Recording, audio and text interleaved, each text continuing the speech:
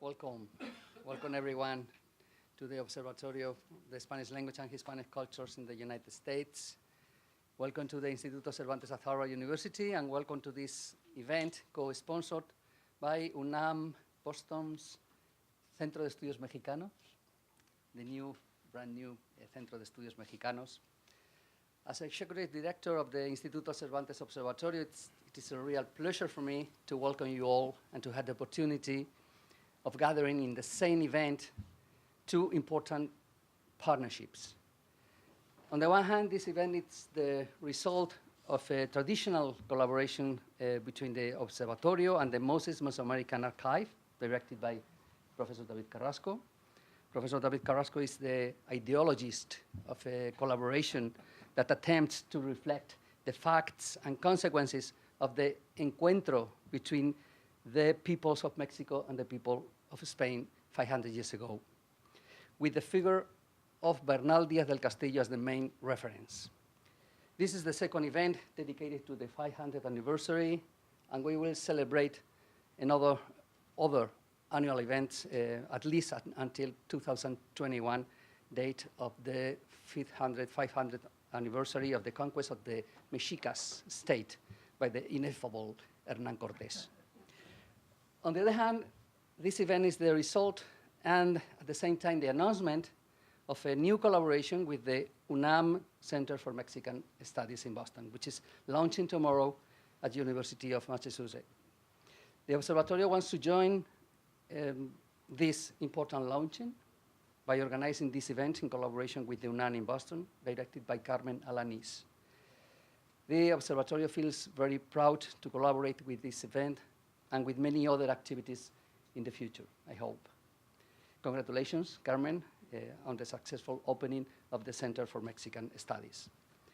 And finally, for this event, this evening, we are fortunate to have the collaboration, in addition to David Carrasco, of two historians, experts in the relations between Spain and Mexico during the 16th century, and aware of the consequences of the coexistence of Spaniards and native peoples in Mexico.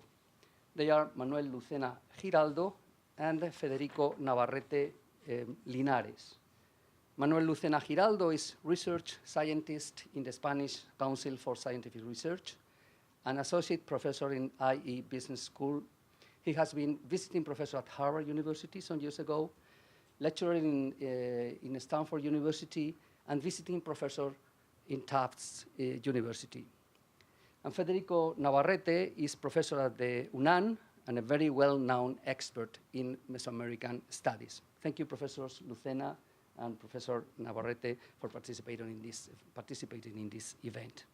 And now allow me to pass the word to Carmen Alanis, Director of the Center for Mexican Studies in Boston, and then to David Carrasco, Professor at Harvard University. Carmen, please. Thank you all for attending this event and for visiting again the Instituto Cervantes.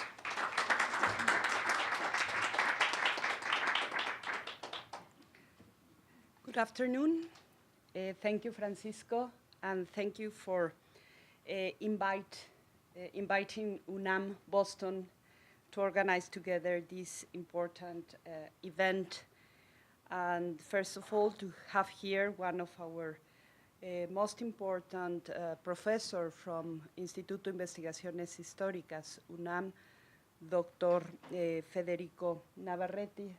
Navarrete, thank you, Dr. Navarrete, for accepting this invitation, and also for sharing this important panel with Professor David Carrasco.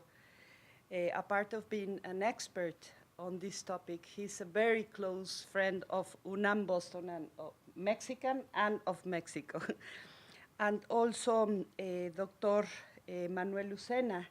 We just met a few minutes ago, and it's a pleasure to know all the efforts that you are doing from the agency in Spain about mobilization and internationalization. And I hope that we can do a lot of things together with UNAM Boston, Spain, and Mexico, and universities here in greater Boston areas. And it's also a pleasure to be here and to have the presence of the General Consul of Mexico in Boston, Dr. Emilio Rabasa.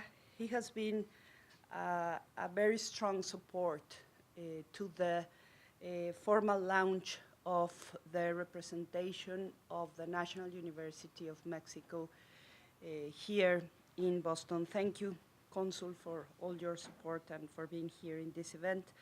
And of course, in front of all of you, great friends and experts on this topic about the conquest of Spain to Mexico, and more about the contest. Contest, yes. I think it's important to stress the importance of new culture and a new ideology and new efforts for discovering new histories and new principles and values of new generations that we are working together and putting our efforts together to strengthen new communities and new values that give us opportunity to work together on the present and on the future. So what I think is to get the best of our past, to strengthen our culture in the present and in the future. And I think it's one of the purposes of this event. Thank you very much, and thank you, Francisco, for permitting UNAM or allow UNAM to be here.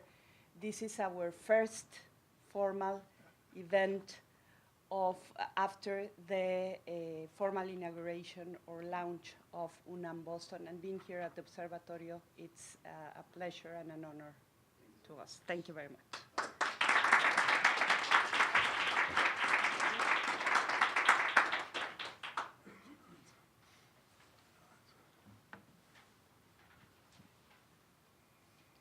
So I want to begin by certainly thanking Francisco for not only supporting this project, but for the years of creative, strong leadership here at Harvard University. When I first came here some years ago, I wouldn't have imagined that Harvard was ready for an Observatorio Cervantes and the remarkable series of very intelligent, very deeply researched community building projects that Francisco has created.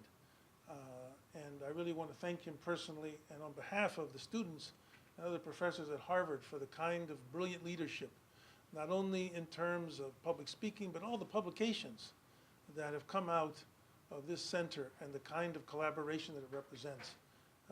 There's un aplauso for this man here.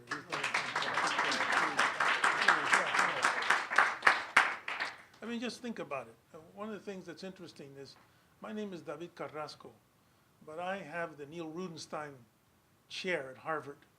And when you think about it for a second, who would have thought that a name Carrasco would ever be put with the name Rudenstein? Who would have thought that a Mexican-American who has roots in the Mexican borderlands would be at Harvard and have the name of a chair named after one of Harvard's presidents? How does this happen? Well, it happens not just because of my hard work, but because I can do well what I do. It happens because of a community of Mexicans, of Mexican Americans, of others in this country who have put pressure on these universities to redefine what they mean by merit and redefine what they mean by intellectual power.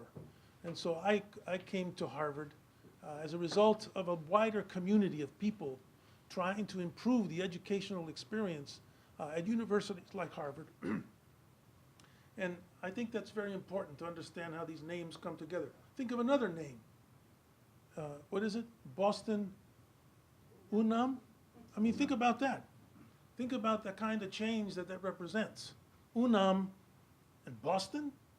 You might have thought UNAM and UCLA, you might have thought UNAM and University of Texas, but it's UNAM and Boston and also associated with Harvard. And this is because of the tremendous leadership of people in this room. Carmen absolutely has come here and during her time here has helped to open the world of Boston for more Mexican projects, more Mexican people, this type of educational tie. Emilio Rabasa, I always like to refer to him as my favorite ambassador. I know other ambassadors, so but he's my favorite ambassador because we've had a chance to work on a number of projects, and I always appreciate his strength, his deep knowledge of Mexico, and the way in which he has dedicated his life, along with Carmen, to enhance the lives of Mexicans and other people here. And it's for that reason that Paco and I have come together to put together this presentation toward the splendid city.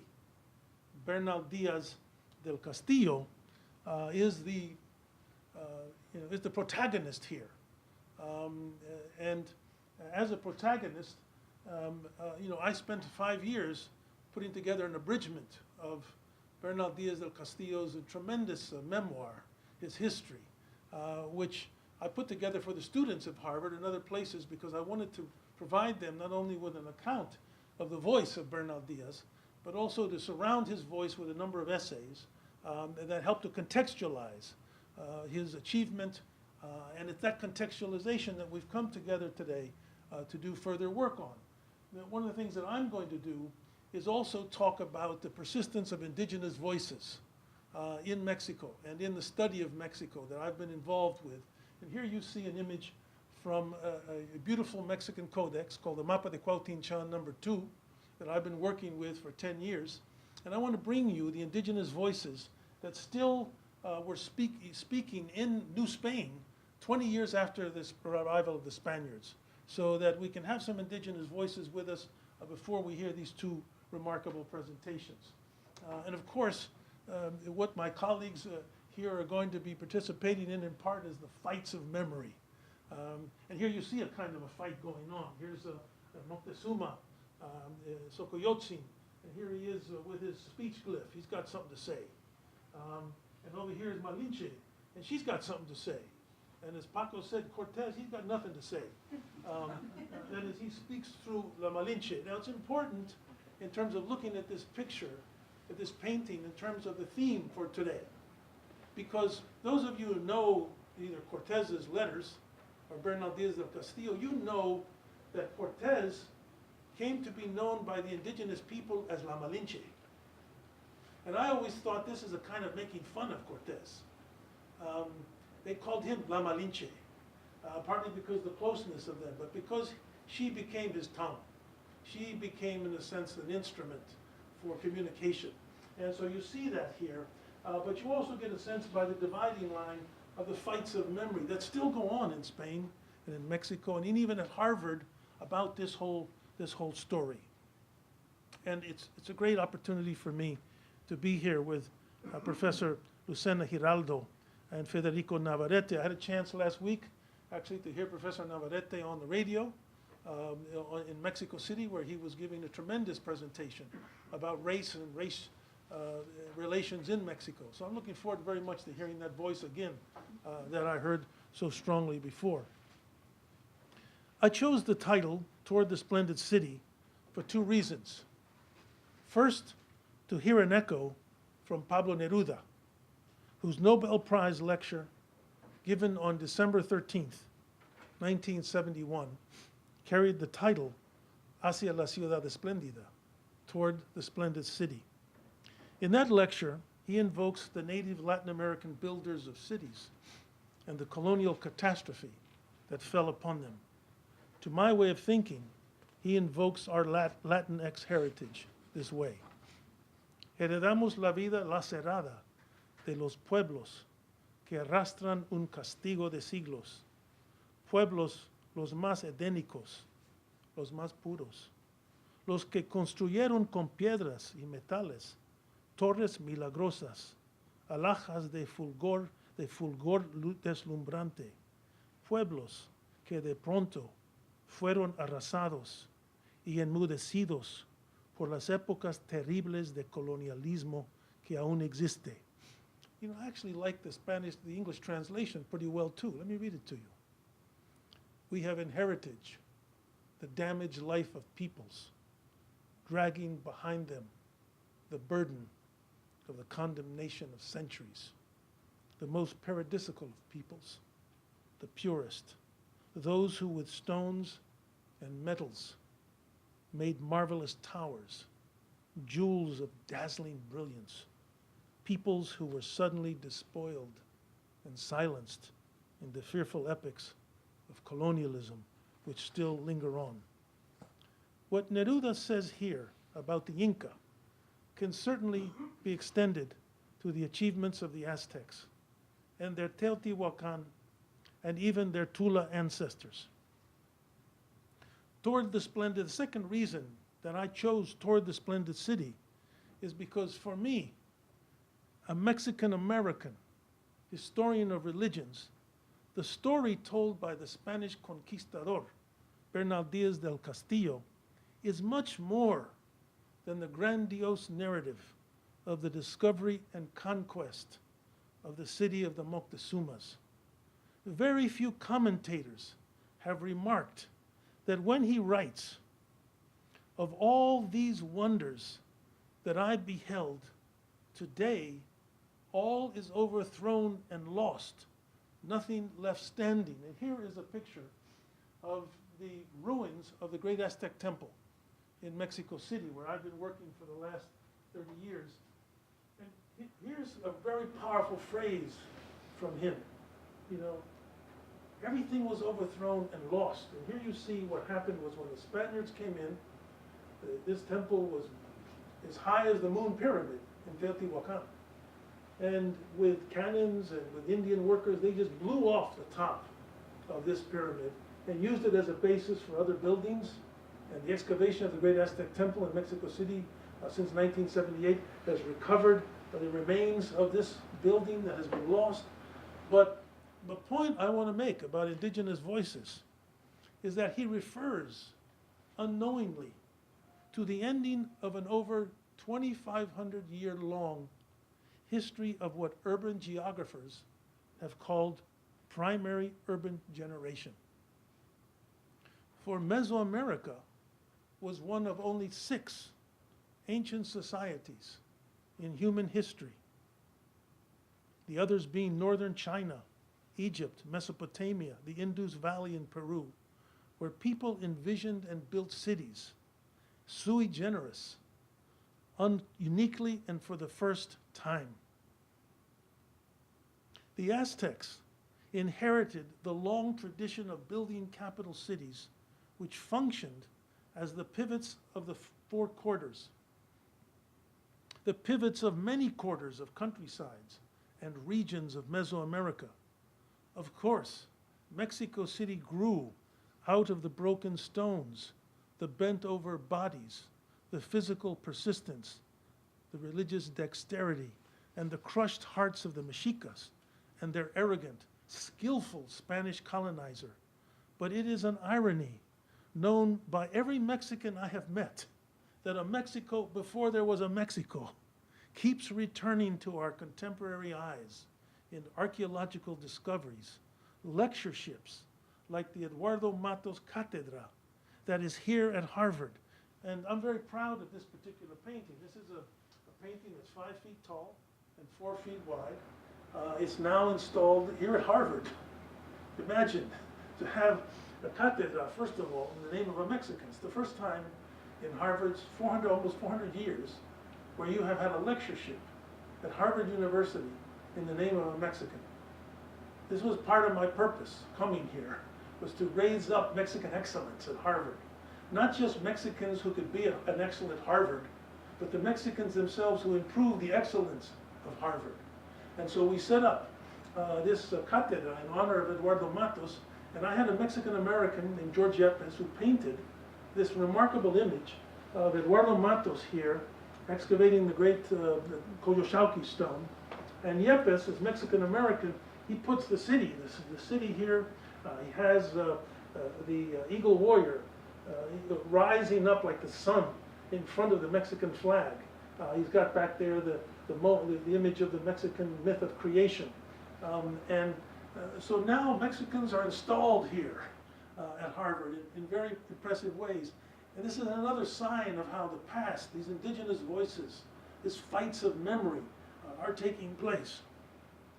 In a way, we are still traveling here today toward understanding the splendid city, that is both indigenous and mestizo, colonial and modern, Afro-Mexican and with signs of Asian history, post-colonial and post-modern, I would even say dystopian and even post-dystopian. Perhaps Carlos Fuentes said it best in his first novel, published in 1958, El aire más transparente, Where the Air is Clear. He said, Mexico City is a city of a fixed sun, a city ancient in light, witness to all we forget, bitch city, old city, cradled among birds of omen, city in the true image of gigantic heaven. In what follows, I'll introduce Bernal Diaz del Castillo and the themes of indigenous voices by bringing Bernal Diaz back to us in his own words about the Spanish journey towards the splendid city.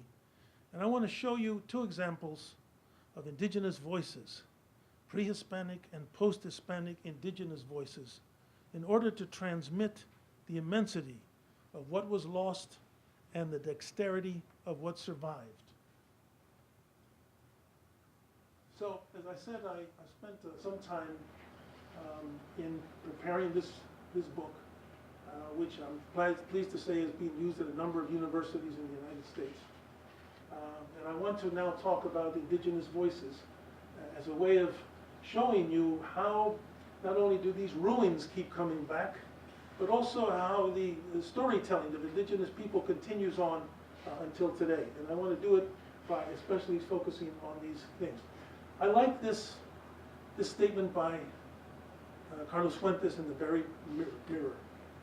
I call it the enigma of anteriority and genealogy. We have these genealogies. And he says, a sort of magnificent pain wells together Iberia and the New World. A birth occurs, along with the knowledge of all that had to die, so that we should be born. The splendor of the ancient Indian civilizations.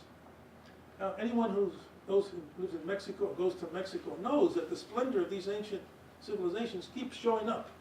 They're celebrated. They're celebrated and excavated and taught about in ways that is just impossible here in the United States. You know, this week, for the first time, is going to be a 4-hour PBS series called Native America. And I hope you can watch it, and you'll see how different people in the United States think about Native Americans than from how Mexicans understand this, even as it's a conflicting part of our identities. But let's take a look for a minute at these so-called destroyed civilizations. Now, this is one of the points that I'm making that other people have not made. When they read Bernal Diaz, they think, but Bernal Diaz is really talking about the end of the Aztec world. And he is. But he's talking about much more than the end of the Aztec world. Because the Aztec world, Aztec urbanism, was the end point of a 3,000-year-old history of urbanism in Mexico. It starts with the Olmecs, it moves through the Maya, up to the Toltecs and Teotihuacan. And so, even though he doesn't know about it, what he's really describing is the end of an urbanism. And what urbanism meant was that in Mexico, only in Mexico, along with 5 or 6 other places in human history, did human beings come together and were able to cooperate, were able to compete, were able to build monumental cities based upon cosmovisions and so forth. There's only 6 places on earth where people did this sui generis. That is, they invented their own urban lives without any influence from imported urban lives in other areas.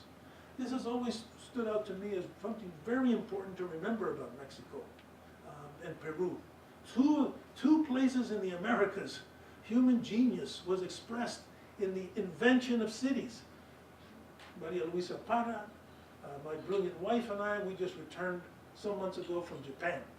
We love Japan. Japan is great. But Japan was not a place that invented their own urban life. It came from China. Not so in Mexico. And so it's very important to realize that what Bernal Diaz is telling us, he's telling us about the end of a long period of social complexity that then, of course, becomes Mexico City. So here you see this wonderful painting by Jose Maria Velasco Gomez, who is painting Teotihuacan from sitting on the Moon Pyramid in the late part of the 19th century. A very famous painting, and you see some very interesting things that most people won't really understand, and that is, this is the Pyramid of the Sun, and notice its similarity to this mountain here, because this is an imitation mountain. The Teotihuacanos brought the mountain into their city. They brought the mountain where the gods dwell into the city itself. That's the idea behind this. I was just recently there. We took some people from Harvard down to show them this deep history. Here you see the so-called Street of the Dead, but from the same location that he painted this, over 130 years ago. Here you see this idea of the monumental architecture, what Paul Wheatley called the great essay along the Street of the Dead. You get this sense of something really profound that was here. We had a chance to go over to the Ciudadela, and some of you know that just 5 years ago they made a discovery of a huge tunnel that was built right here, and this tunnel, this ancient tunnel going back to around 200 of the Common Era, was dug, and it went all the way, and it ended exactly below the center of this pyramid. Here you see the tunnel that we were in just last week with Harvard people. You have to go down 40 feet, and you go along this tunnel, and they found, this world that Bernal wouldn't have known about, but which came to an end. Here's some of the things that were found in the tunnel. At the end of the tunnel, you see this moment of excavation of these two very large sculptures. And this is actually the queen, and this is the king. And the queen, by the way, is much larger than the king in this particular discovery. But also down there, they found these incredible conch shells, which are not only great images of fertility, these are musical instruments. These are big horns. And I want you to just get a sense. Here's the offering itself when they were first discovering it with all this pottery. But take a look at the genius, at the art of the people who built this and dug this tunnel in 200 of the Common Era. Look at the kind of artistic work. Look how they've made this not only an object from the ocean, they've made it a living symbol of water in their own mythology. So these are indigenous voices that are coming back bit by bit through these excavations. So let's take a look at Bernal Diaz for a few minutes. So Bernal Diaz, I'm always impressed with this fact, that Bernal Diaz, it's important to remember how tough these Spaniards were. I mean, Bernal Diaz, he comes from over here in the middle of Spain. I've been to the town where he was born, Medina del Campo. As I was doing the book, I went to Medina del Campo. It's not much now, but at one time it was really quite an important market center. You're going to think about this. He went down here to Sevilla, he got on these boats, they flew to the Canary Islands, and look how far they had to come.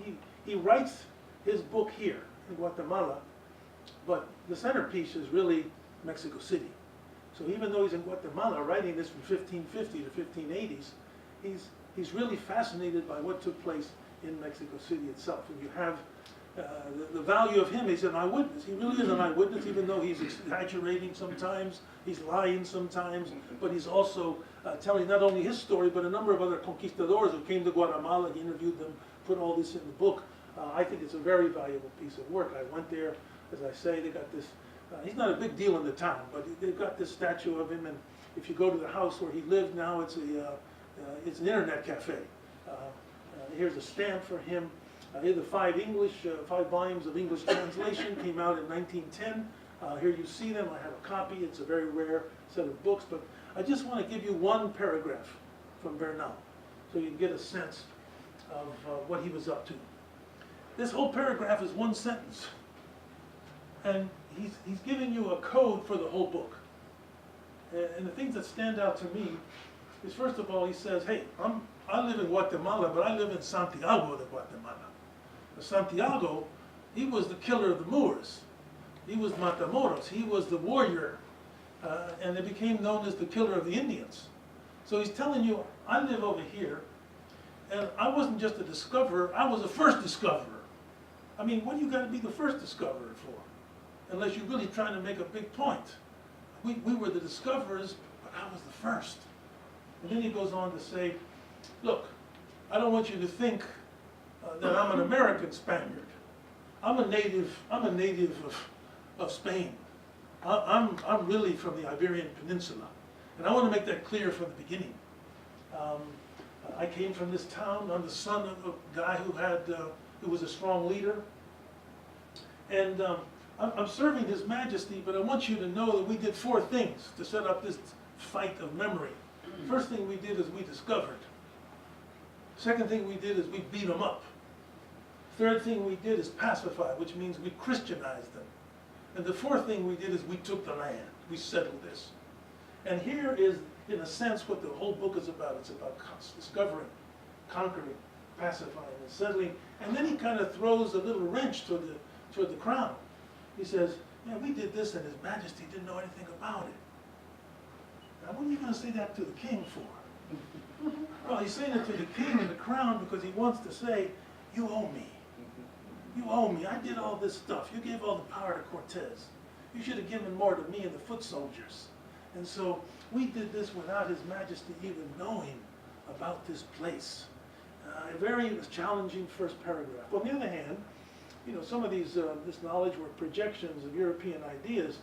When the Spaniards first came and they met people off of the Yucatan, they said to people, pues, ¿cómo se llama ese lugar? And people said, Yucatan, we don't understand what you're saying. Say what? And people said, this place is called Yucatan. That's how Yucatan comes to be known, through this misunderstanding. Now, we're going to leave Bernal right there. And I just want to show you very quickly this experience I had, which led to the discovery of this remarkable indigenous Mexican voice, painted in 1542 in a town near Puebla, that tells us how indigenous people dealt with this fight of memory in terms of Christian religion. Soon after I came to Harvard, a Mexican philanthropist told the David Rockefeller Center that she'd come into possession of a lost Aztec codex and asked if someone on Harvard's faculty could decipher its hieroglyphs. I flew to Mexico City and went to the home of Angeles Espinosa Iglesias, who displayed the codex on her spacious dining room table. The pictorial manuscript was in the form of a map of an ancient odyssey of warriors who traveled from the Cave of Origins to the City of Changes and beyond. I studied the map for 20 minutes, recognizing many glyphs, and 3 stood out to me as keys to deciphering this sacred journey. First, in the upper left-hand corner, was Chicomostoc, the place of 7 caves. For the Aztecs, their place of origins. Secondly, I saw in the middle of the bark painting the monumental city of Cholula, the pre-Hispanic pilgrimage capital of central Mesoamerica. When the Spaniards saw the enormous pilgrimage crowds in 1520, they compared it to what some of them had seen in Mecca and Jerusalem. The third glyph that caught my eye was a pair of temples, an Aztec temple and a Catholic church. Side by side, but facing in different directions. I sensed that this combination was the end point of the journey and one key to the identity of Mexico. The historian in religion in me was astonished to see 3 religious themes painted onto this map: the origin myth, the sacred capital city, and the religious hybridity born of colonialism. I organized a 5-year interdisciplinary study, and we met and deciphered this document. Let me just show you some wonderful things. Here is the Cave of Origins. But what's remarkable is that this group of ancestors who have been called out of the Cave of Origins to go defend Cholula in a war is led by a very powerful female warrior. Her name is Itzpapalotu. I like Itzpapalotu because she already has 4 arrows stuck into her, but she's won the battle and she's carrying the leg of a male deity. I think this is the beginning of the Me Too movement right here. And she's saying, this is what happens when you mess with us. That's a very powerful image. The story basically is that in 1261, the city of Cholula was under siege. They knew the tough guys lived over here. They sent 2 priests to go over there and get the warriors to come out. They went on this incredible journey. They come to the city, they defend it, and as a result, they're given their own lands. But instead of going 20 miles to where they finally settled, they go down to Oaxaca. They go up to Veracruz, and they come back having, in a sense, claimed all of this territory for them. Along the way, there are storms, there's an earthquake, there's a flood, and then there's a human sacrifice of this very powerful woman. However, don't think that the women are not powerful, because in the very next scene we have two women here, and here we see carrying the heads of two men who they've sacrificed into a corral with other animal heads. They go a little bit further on and they have an argument. Here you see red hot words. He's kind of giving this guy the finger. Here's the hot words. He said, no, pues sabes qué, no. They break up and go in two different directions. And they finally come to Cholula. Here's the hieroglyph for a battle. It's a bumblebee on a shield. Here's the date. And as a result, they carry out these sacrifices, and they're given land. They're given permission to go find their own lands. Here's Cholula. Many of you know it.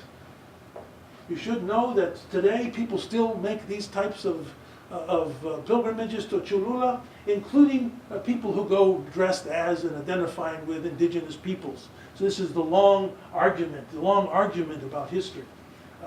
Here you see they go a little bit further, just a moment of humor. Each of these represents a town. This is the town of chismes. These are the people who are gossips. You can see because of the little ears here. They go on this journey to find their own homeland. They have this experience with the tree of heaven, the Tamuanchan tree, and finally they settle their own community. And here's my final point, leading to the presentations. They started in 7 caves. Here's the new community with 7 temples, but in the middle is a Catholic church. The Catholic Church is in the middle, but these are indigenous temples. These people are not saying we've become Spanish Catholics. They're saying we're Aztec Catholics. And you see it in the very final image that really impresses me. Because here is the church, and here is a temple. There's no way that this could have been standing when this was built. This would have been shattered and destroyed. But the painters are saying, yes, we're becoming Catholic. We're becoming Christians. But we also continue to have our own fight of memory within ourselves. Sometimes when I show this, people have 2 questions. One of them is, what did the people of Cuautinchan think and feel about their ancient map today? My final point, one of our scholars went back to Cuautinchan. He took the book that we did as a result of our study. His car was packed with his clothes, his computer, and he left the book unthinkingly on the front seat of his car and walked into the town. When he returned in the afternoon, his car had been broken into, but the only thing the thief had taken was his copy of the book. And so here we are now, ready to hear Manuel Luceno Giraldo and Federico Navarrete Linares to tell us about what it is in these fights of memory. Thank you very much.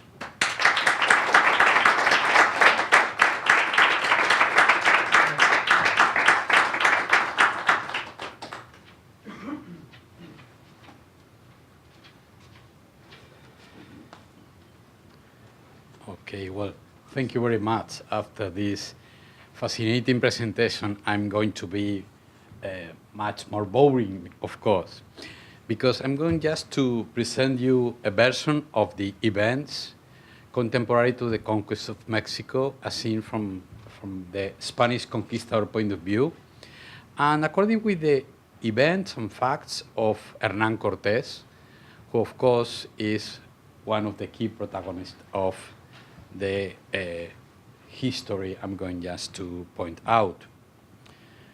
Because in the end, I think, David, this is all about the connections, and the connections between cultures, between persons, and how, after 5 centuries of the conquest of Mexico, I think it's very important to think in a globalized world, more or less, how we can represent what happened 5 centuries ago.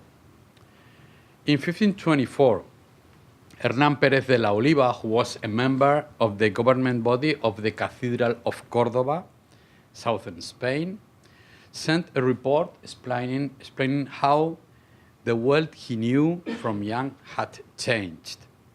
It was necessary to promote the navigation of the Guadalquivir River, he said, because before we occupied the end of the world, and now we are in the middle, with a change of fortune never seen before. He was just remembering the moments when he was young.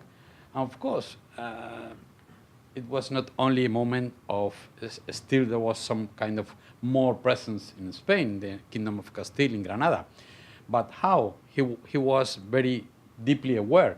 He was in the periphery of the European tradition. So a change of fortune never seen before. The discovery of America in 1492 opened the frontier of Western Europe, with consequences barely foreseen at that time. And Spain, as I said before, was in the periphery still at that time. Of course, providential interpretations were from the very beginning very important, but it had little to do with some global historical realities, which I believe this afternoon are very important to take into account. Discovery was about the reconnection of the Americas to Euro-Asian civilizations, as you said before. I think it's a very, very key element. America was, in a sense, lost from the global trends from 40,000 years before Christ to 1492. It was a piece not neglected, but unknown for Europeans and for Asians as well. I'm not just expressing the contacts were not there. Contacts were all the time there. But the cultural process was different after the arrival of Columbus in 1492. It was an experience based on a permanent connection of the continents, what happened after 1492. And in this sense, I think it's a fascinating process of invention of America as an extreme west for Europe, as Octavio Paz so proudly defined it. And America, the Americas, and Mexico in special, was in a sort of middle ground between China and Asia and Western Europe.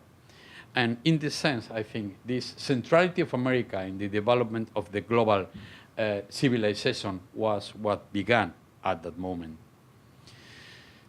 Of course, it is very easy, however, to fall into very nationalistic 19th century tales and isolated explanations. But again, I think all is about the connections. In his Wealth of Nations in 1776, for example, Adam Smith noted that the passage of the Cape of Good Hope by the Portuguese in 1488, with the opening of the Indian route and the desired islands of species, and the discovery of America by the Spanish in 1492, were the two fundamental events of the history of mankind. It was the beginning of a permanent relationship and interaction of trade, investment, technologies, bodies, emotions, and beliefs in a global scale. The appearance of the New World displaced lands, men, and cities on the map of the universe and put them wherever they acquired coherence and meaning. It was a revolution for not only, of course, the people living in the Americas. And remember, the name of the continent was invented in 1507, not before. But I think geographical anxieties, a vacuum in the map, a terra incognita, refer to difficulties in the capacity to assimilate the process of cultural shock, or disappearance, or conquest, or collaboration, or integration into new political bodies for good reasons. At the beginning of 1504, a young Hernán Cortés took the road to the Indies. Born in Medellín in 1485, he was the son of some poor hidalgos, the squire Martín Cortés Monroy, according to Father Las Casas, and Catalina Pizarro Altamirano, daughter of the Countess of Medellín, according to the chronicle later his biographer Francisco López de Gómara. Sick at his childhood, no doubt strengthened his character, and when he was 14 years old, he was sent to Salamanca with his aunt Inés de Paz, because his parents wanted him to study law at the university. Everything was a failure. He was a failure almost all the life before going to Mexico. He lived there for 2 years. He studied grammar and Latin with Francisco Núñez de Valera, although he did not enter the institution, to the annoyance of his parents. A friend of arms and love affairs, in 1501 he decided to embark on the expedition led by Nicolas de Obando to populate and bring order to the Indies. But he could not, because of the injuries he suffered when he fell from a wall when he was in a date with a married lady. When recovered, he tried to go to Italy, not of course to the New World. But after wandering around different Spanish cities for a year, he returned to Medellin and announced to his parents his desire to travel to the West Indies. At that time, just a group of islands and the very tiniest tribe of land, the Tierra Firme, in front of Asia. I mean, there was the moment of the discussion if this was not new or not, because there was too much information arriving from the Atlantic world without being matched with the old tradition coming from Marco Polo and the old Aristotle, Plato, and the authors coming from antiquity.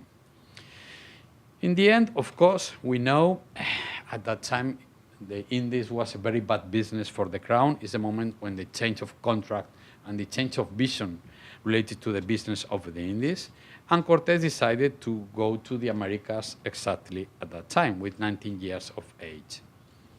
In the following years, he became a vaquiano, an experienced frontierman who survived the vaquia, the sickness, and the fever of the tropical Caribbean frontier.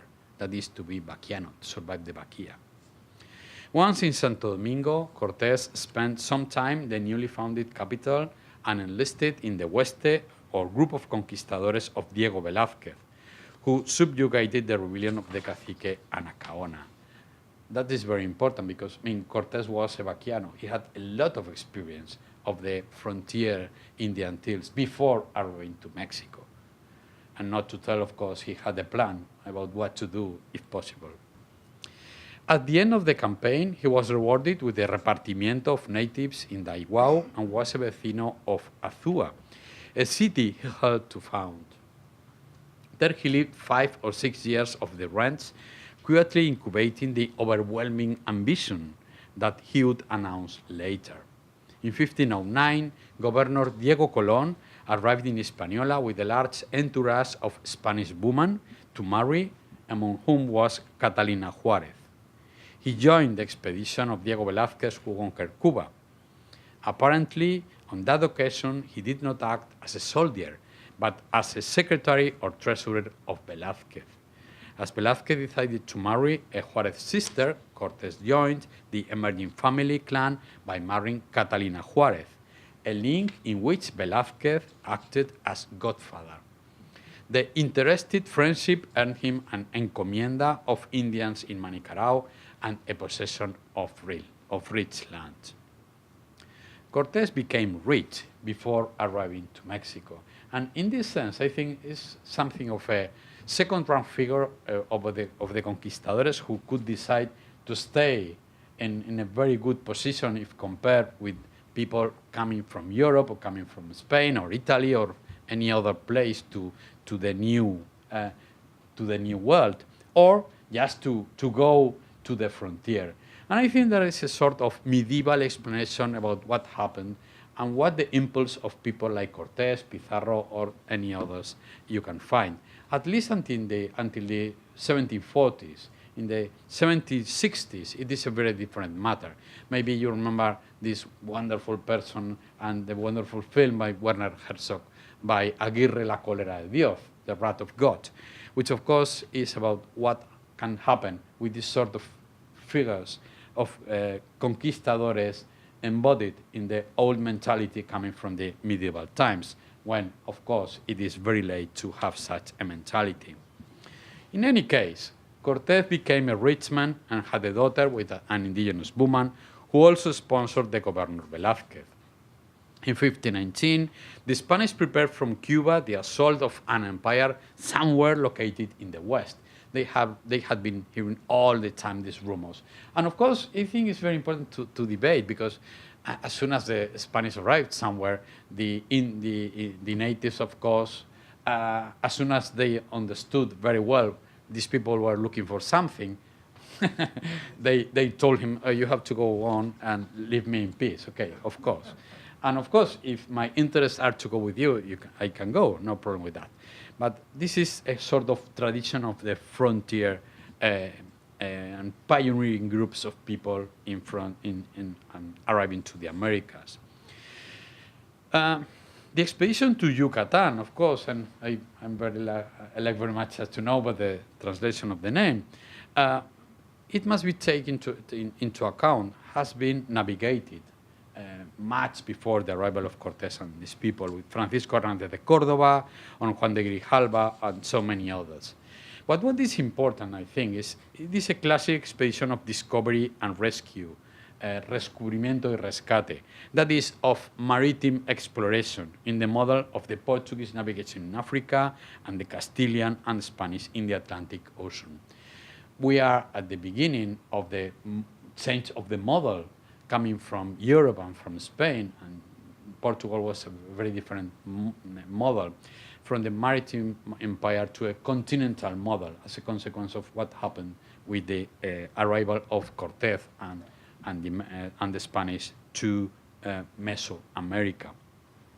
Of course, this is nothing to do with the colonization and far less empire or foundation of colonies in a Roman manner of kingdoms. This is just the maritime exploration in this African experience. Despite the limited nature of the commission, Cortés, who has wait for an opportunity, raised a troop of conquest of 300 men and prevent Velázquez, before going to Mexico, before arriving to Mexico, from revoking his appointment, which he did shortly afterwards. In Trinidad, 200 Spaniards joined him, and in Havana and Cape San Antonio, a few more were added. At last, the army left Cuba on February 10, 1519, with 11 ships, on board 109 sailors, 508 soldiers, 32 bowmen, gunsmiths, horsemen, and 200, that's very important, service Indians, as well as some free blacks. Its artillery consisted of 10 bronze cannons and 4 falconets. From this point, it is very important not to fall into the explanation narrated ex post, or just in time, by Cortés and the others, because nobody knew what was going to happen. And in Europe and Spain, the set of events, the change of contemporary events, the change of dynasty, the election of Charles I of Castile and the Indies, and then Emperor Charles V was not planned. And anyway, on the contrary, the resistance was there, and the Comuneros revolution in the Castilian cities against changes in taxation and municipal liberties was the most important political event. Upon arriving on the island of Cozumel, Cortés rescued the Spaniard Jerónimo Aguilar, who had been in the Yucatan coast for 8 years because of a shipwreck and had learned Mayan. Another Spanish, Gonzalo Guerrero, chose instead to remain with the Indians and fight with them until the end of their days against the newcomers. And there's another kind of important person in the whole story we're talking about. The navigation continued along the Yucatan coast to the Grijalva River, where they had the battle with the natives of Tabasco.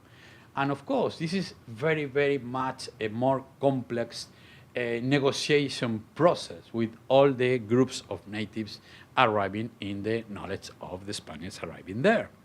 Because, of course, the peace was negotiated with Aguilar, who obtained in exchange for the end of hostilities the delivery of food and 20 women, among them the famous Doña Marina, La Malinche, a key translator and protagonist in the conquest of Mexico. Cortés went to San Juan de Ulúa, where he installed a real, or a camp. 2 days later, an Aztec embassy arrived with presents, you know very well, pieces of gold, fine clothes, and ornaments, which confirmed the wealth of the empire they sought. Another Aztec embassy arrived with more gifts and told him to leave. Before doing anything, Cortés had to be independent from Velázquez. And it's very important to compare, again, with contemporary events.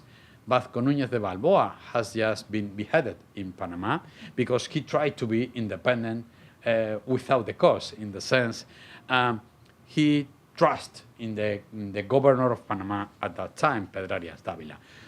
Cortés, after the experience, knew very well he had to be independent and to play the game of what was going to happen. Of course, it was a matter of risk, and he knew for sure he was taking the risk of to finish like the same than Vasconcelos de Balboa. And what did he do? Well, he promoted a riot of the men who, for the sake of the safety of the group, very much the tradition coming from the conquistadores and the reconquest in the peninsula, the medieval idea of the survival of the group in the frontier in front of the moors, again the same question, they elected a town hall and founded Villarrica de la Veracruz among the new neighbors and imposed him as captain general. The subsequent strategy of approaching the Aztec Empire was very much the same used in the Peninsular War of Reconquest against the Moors. Step by step, Cortés first got the support of allies and then exhorted the Indians to abandon their gods and destroy the images he found in a nearby temple and sent to Spain presents and news for Charles V, his first letter of relationship, Carta de Relación, in which he narrated what had happened since the departure of Cuba. And this is another key element in the personality of Cortés I think is very important to take into account. He was all the time narrating himself, trying to go to the press, and maybe a sort of public relations campaign at the same time he was in the conquest of Mexico. You know very well all the process of the conquest, the destruction of the ships, the people arriving from Cuba in order to capture Cortés and changing, of course, the site in order to help him to arrive to the empire of the Aztecs. And how important in this epic narrative of Cortés and how they are in the dark side of the moon, the participation of natives all the time with the side of Cortés, and how in the end when he arrived to the empire of the Aztecs, there was something like 12,000 natives and something like 600 Spaniards at that time. It's very, very difficult just to maintain. Right now, the conquest of Mexico, of the Aztecs, was something made by the Spaniards, as in the traditional historiography. But I think, just to try to finish as soon as possible, I would go to the fourth and the fifth letter of relationship, which is about how Cortés, in the end, after the defeat of the Aztec Empire, tried to establish himself as not as a kind of king. He was accused a lot of times in Spain as a sort. He was going to be a king of the New World, and he has to be punished and so on and so forth. But as somebody in the control of the territory, which of course he was deeply aware was very unsafe until at least the 1530s or even the 1540s. In this sense, I would say Cortés was absolutely right. One of the reasons why, after finishing with the conquest of the empire of the Aztecs, he sent some of his best captains to the north of the territory or southern of the empire of the Aztecs is because he was educated in this sense of the control of the territory, according again with the medieval Castilian and Aragonese tradition. It must be said, at that time, he learned a lot, and the troops were very disciplined. Maybe it is fun to remember, the game between the soldiers was banned, and some malcontents were sent from time to time to Cuba and then to Spain, because he didn't want this kind of unsafe people and not so a disciplined group of soldiers playing the game of supporting the conquest. In the end, of course, you know very well, paradoxically, the moment of supreme glory of Hernán Cortés was also the beginning of his decline. In the first instance, he behaved like an ambitious governor. He was accused of malpractice. Of course, as soon as he was in moment of glory, this increased the danger in the eyes of the royal officers and undoubtedly of the Emperor Charles V, and how he became a kind of new, very individual politician, very much hated by not only the Castilian nobility, but by the royal officers and the new bureaucratic corps themselves. he immediately promoted the reconstruction of the capital with government buildings, the cabildo, and the cathedral, for sure.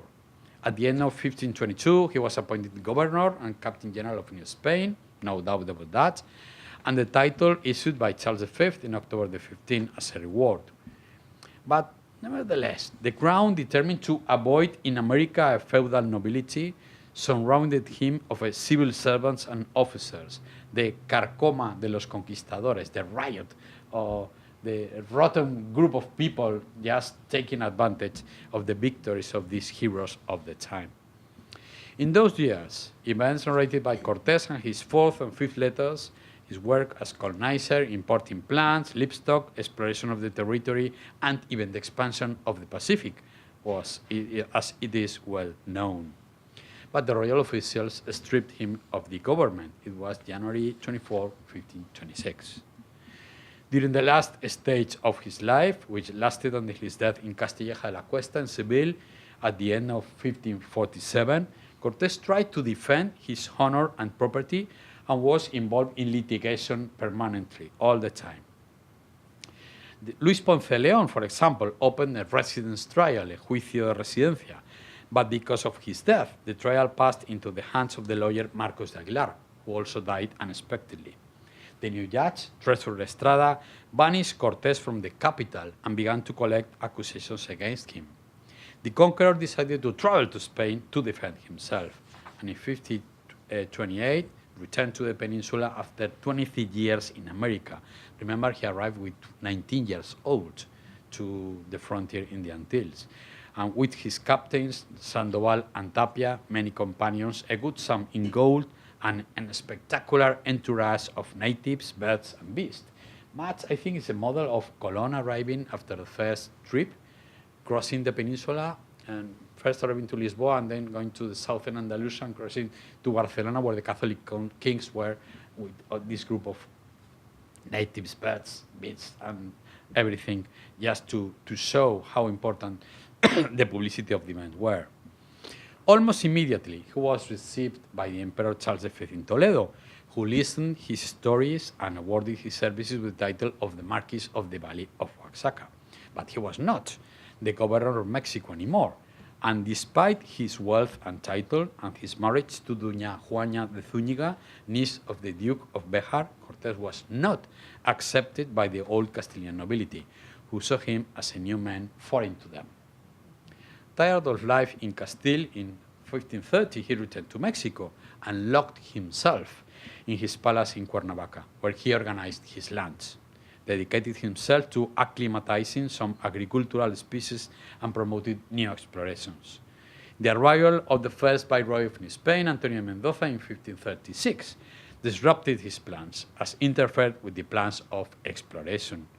Cortés decided to go to Spain to litigate again, and left Veracruz accompanied by his sons Martin and Luis.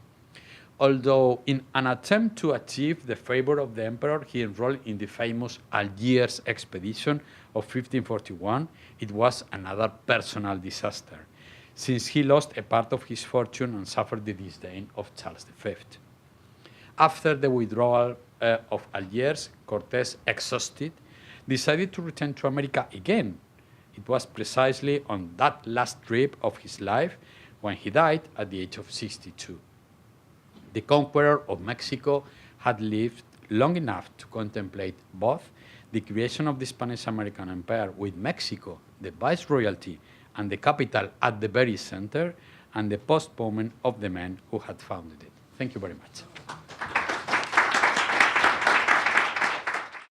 Hello, good afternoon. And first I would like to say my thanks to the Instituto Cervantes and the Observatorio and for the Centro UNAM Boston for inviting me here to share with you a few reflections on the coming anniversary that's going to be celebrated, commemorated, detested in Mexico for the coming anniversary of the Spanish conquest.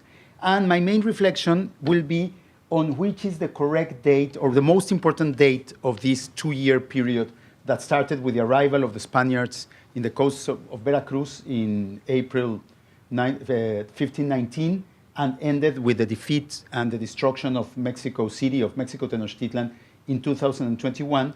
And I will argue strongly that we should commemorate the events of the first year, namely the alliance between the Spaniards and the Tlaxcalans and other Mexican indigenous peoples, rather than the military defeat of 2 years later. That Mexico today is the result of that alliance, even more than the result of the military defeat of the Aztecs or the Mexica. When we speak about the conquest in Mexico, and this is an experience I've had with many different groups in Mexican society, I've been lucky enough to share my work on the conquest with people, with young children, with people of all sorts of walks of life. And whenever we speak about the conquest, even though it happened a long time ago, almost 500 years, for most Mexicans, the events of the conquest are something very fresh, something that's really not as remote as it would appear, and that they feel as an intimate matter, even indeed as a family matter. This has, of course, to do with the myth of mestizaje. Since we are of miscegenation, of mixed race, since we are small in Mexico, we learn this fable that tells us that we are the children of Cortés, the male conquistador, the Spaniard, and of Malinche, the indigenous woman who received him and who had, well, there's a whole debate about the nature of the relations. The most obscure version of, the darkest version, not obscure, but actually the terrible version of this fable is the idea of Octavio Paz that Cortés raped Malinche, and that as Mexicans we are the children, the offspring of this violent sexual aggression by Cortés, and that therefore we hate her mother because we blame her for this act of violence committed by our father, and that we hate ourselves because we can't identify, we hate our mother and we can't identify with our father, so we basically don't like what we are. And this is supposed to be the tragedy of mestizos in Mexico. Indeed, when we speak about the conquest in Mexico, one of the most common phrases is "cuando nos conquistaron los españoles," which loosely translated would be "when the Spaniards conquered us," and which establishes a very strong identification with the defeated Indians and a sense of alienation towards those who conquered us. This can be said by someone who's of evident Spanish origin, or by someone who looks very indigenous. I mean, there's no real difference between racial adscription inside Mexico and this historical belief about the conquest as the defeat of all Mexicans by a foreign invading country, which would be the Spaniards. And this identification with the defeated Indians in our national history, in our conception of the conquest, leads to what has been described throughout the 20th century as the trauma of the conquest. Mexican society, Mexicans, Mexican culture, Mexican men, Mexican women, in different ways, are supposed to be traumatized by this defeat. And to this date, the symptoms of this trauma are evident everywhere. Whenever the Mexican soccer team, the national soccer team of Mexico loses, it's always because the Spaniards conquered us. Whenever the latest president is shown to be corrupt, it's because the Spaniards conquered us. Whenever anything goes wrong in Mexico, and many things go wrong in Mexico, unfortunately, it's always the fault of this original trauma of nationhood, when the Spaniards conquered us. One of the corollaries of this idea of when the Spanish conquered us is the devaluation, of course, of Malinche, of the interpreter, the woman who was the main translator, the tongue of Cortés, and in general of indigenous cultures. Malinche becomes like a synecdoche, a representation of the whole indigenous cultures, of the whole of indigenous cultures in Mexico, which are feminized in a very macho ideology, and being feminized are seen as weak, passive, inferior to the more aggressive and violent male part of our family history, which would be the role assigned to the Spaniards. In contrast, of course, then the masculinization of Spanish power leads to the contrary, to the opposite results. Whereas the feminization of the Indians leads Mexicans to place Indians in a position of subservience, of inferiority towards the rest of society, the masculinization of the Spaniards, of Cortés, of the figure of Cortés, and more generally of Western culture, leads to an exaltation of whiteness and Westernization as the only valid or the powerful, the most valuable pole of Mexican culture. And so it leads to a perpetual exercise of masculine white power over feminized indigenous groups, which takes part within family relations, within social relations, and in many reflections about what Mexico is or should be in the present.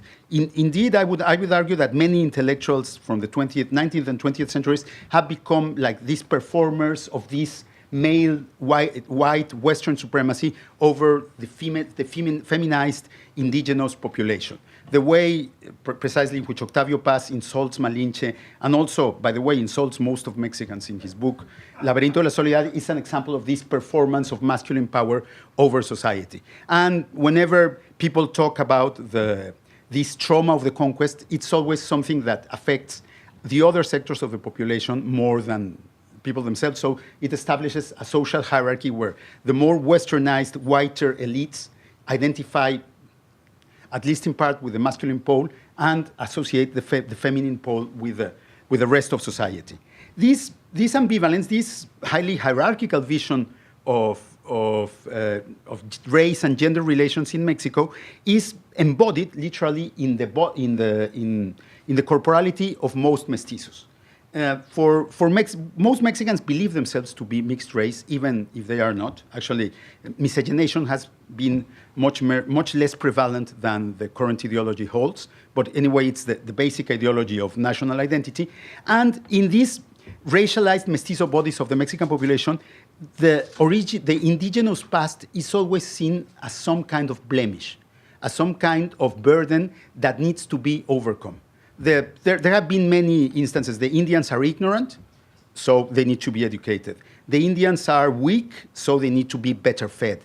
The Indians are poor, so they need to be helped. The Indians are always seen as in need of assistance by a higher power, by the superior groups of society.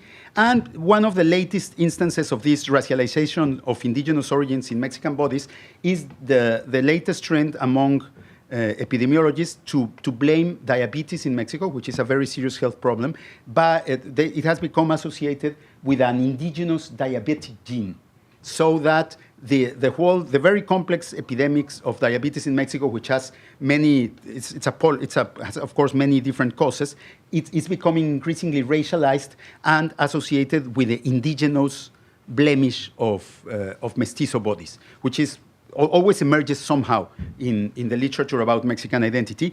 And the contrary, of course, is the imperative of whitening. In Mexico, we have another saying that is understood by everybody, which is called mejorar la raza, which basically means that people who want to ascend socially whiten themselves, either by dressing differently, speaking differently, and assuming a different culture, or by actually marrying somebody who is whiter than them so that their offspring will become increasingly whiter. The indigenous presidents from the 19th century, Benito Juárez and Porfirio Díaz, for instance, both of them married a whiter woman, and their offspring became completely white. And so this idea of improving one's race is the counterpart of seeing one's race as a blemish, as something that needs to be overcome and superseded by whiteness. So in a way, my whole reflection today is a critique of this traditional view of the conquest, which we are taught at school, which is constantly repeated in popular culture, in television, by many intellectuals, also in the newspapers. And my reflection also has to do with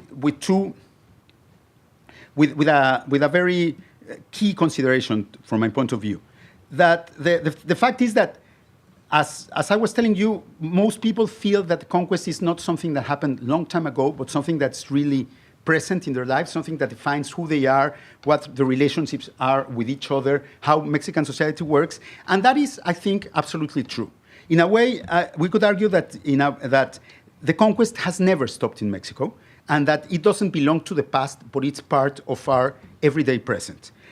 From a sociological point of view, we could argue that the conquest established a set of colonial relations that are somehow, even though they have been greatly transformed, are somehow maintained even to this day in Mexico. So discussing what happened 500 years ago means discussing what is happening today in Mexico. Who has the power, who has the riches, who is marginalized, who is the victim of violence, who exerts violence, who dominates whom. And this includes gender relations, I have spoken, social relations, race relations, and all the conformation of Mexican society. And the conquest is an ongoing event in Mexico. All the history, all the commemorations of the conquest we write are part of this same process of conquest. We're not writing about a distant reality, and neither can we claim any sort of objectivity to see the conquest as if we were detached from it, because Mexican society today is the continuation of the things that started in 1519 and between 1519 and 1521. So I think this commemoration is a great opportunity to think again about what the conquest meant in the 16th century and what it can mean today for us in the 21st century, and to try to establish a new set of definitions of what it means to be Mexican that that I hope will at the end free us from this myth of when the Spaniard conquered us. This idea of the trauma of conquest, I think, is something we should leave behind and look for new explanations of what happened then and what we are in the 21st century. And so I think that the alternative between 1519 and 1521 is a very good way to start this critique and this change in our vision of the conquest. If we emphasize 1519, we are emphasizing the alliance that were established very soon and that lasted actually for many centuries between key indigenous peoples of Mexico, mostly the Tlaxcalans, but also the Totonac and many others, the Chalcans, the Texcocans. In the end, most of the indigenous people in Mexico were fighting on the side of the Spaniards and not on the side of the Mexica. And the army that finally destroyed Mexico City must have been 95% Indian and less than 5% Spaniard. And maybe I'm even overestimating the proportion of Spanish soldiers in that army. And my key point is that the relations of cultural and religious and bodily exchange that were established by the alliance between basically the Tlaxcalans, but I will emphasize the Tlaxcalans because they were the main representatives of the allied groups, but they're never the only ones. But these relations of bodily, commercial, religious exchanges and these deep alliances were actually the building blocks of what is Mexico today, more from my point of view than the defeat of the Aztecs. The defeat of the Aztecs was the corollary of the alliance. And the alliance was the basis of the colonial regime in Mexico, and in many ways the basis of Mexican society to this day. This perspective changes our views of the actors. The Indians are no longer those who were defeated, but we also need to account for the existence of many conquerors among the Indians. So we don't have this idea when the Spaniards conquered us, but we could even say when we conquered ourselves. Or as Friedrich Katz, the brilliant German historian about Mexico, once said, when we liberated ourselves from the Aztecs, because in many ways the war against the Aztecs was a kind of social revolution by indigenous peoples in Mesoamerica. And also we can relativize the perceived superiority of whiteness within Mexico if we take into account that the agents of the victory, of the defeat of the Aztecs, were not only the Spaniards with their supposedly superior weapons, their horses, and their Christian ideology, which of course played a key role in the whole enterprise, but also the thousands and thousands of indigenous soldiers and their wives and their peoples who supported this rebellion or this war against the Aztecs. So the agency, the capacity of the indigenous peoples to decide their own future suddenly becomes much more important than it was in the traditional perspective. So that would be in short, my main argument for defending the first date, 1519, and of course next year, 2019, over the second date, 1521, and of course 2021. And for the final part of this presentation, I would like to show you a few images of one of the most important documents of the 16th century, which is the visual history made by the Tlaxcalan elites about the role in the Spanish conquest, and which is known as Lienzo de Tlaxcala, which was basically a huge piece of cloth 5 meters, 15 feet tall, and about 7 feet wide, that was sent, that there were originally 3 copies were painted, and 2 of them were given to Spanish authorities, and both of them have been lost, and the 3rd copy remained in Tlaxcala and was lost in the 19th century. And one of my main project for the next year will be to remake the original cloth in its original size, and to sort of as a sort of commemoration of the role played by Tlaxcala in the 16th century. I will work with historians and with contemporary artists in order to make a new copy of the Lienzo de Tlaxcala for the 21st century. So I will this visual history relates the whole epic of the conquest, not only of Mexico Tenochtitlan, which ends here, but also of the rest of New Spain. And actually the conquest depicted in this cloth go as south as El Salvador, and as north as Sinaloa and Tampico in northern Mexico. And of course, in the first part, it depicts the alliance between the Tlaxcalans and the Spaniards. And in all of the plates of the first part of the story, we see the central figure of Malinche as the symbol of the peaceful exchanges between Spaniards and Tlaxcalans, which lead eventually to the adoption of the Christian faith by the Tlaxcalans and to the baptism of the 4 main rulers of Tlaxcala, presided over by the Virgin Mary. If you compare the first 9 images of the lienzo, which would be these first 2 rows, in all of them you see Malinche in the center, except for the plate where we have the Christian cross, and except for the plate where we have the Virgin Mary. Virgin Mary. So we will see that actually there's an identification between the female figure of Malinche, the Virgin Mary, and then later of Tlaxcala itself as the facilitator of this alliance between Spaniards and indigenous peoples. Of course, a feminine role, but not a negative feminine role, as the one that has been ascribed to Malinche by Octavio Paz and other nationalist intellectuals in the 20th century.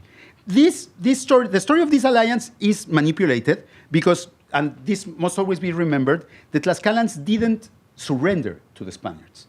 They fought them, and when they realized that the Spaniards were too violent to be controlled according to traditional Mesoamerican war techniques, they decided to establish an alliance with them. And so this alliance was not an act of cowardice, but rather an act of recognition of mutual power.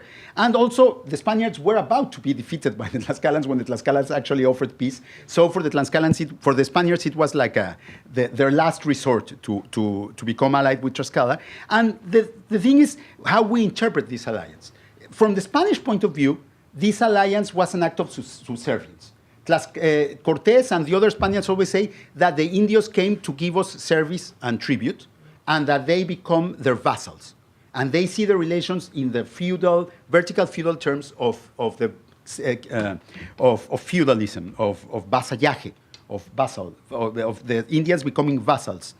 But if we look at the Mesoamerican perspective, we can argue that actually what the Tlaxcalans were trying to do was to, in a way, to absorb the Spaniards into the networks of Mesoamerican indigenous practices, social and sexual and culinary practices, and in a way to domesticate them, to take their military force and their propensity to violence, and to try to control it within a framework that would be useful for the Tlaxcalans. So we see many images where the Tlaxcalans give the Spaniards food, and also we see, sorry, I don't have the plate here, but we also have an image where the Tlaxcalans give the Spaniards the gift of 40 of their most noble women.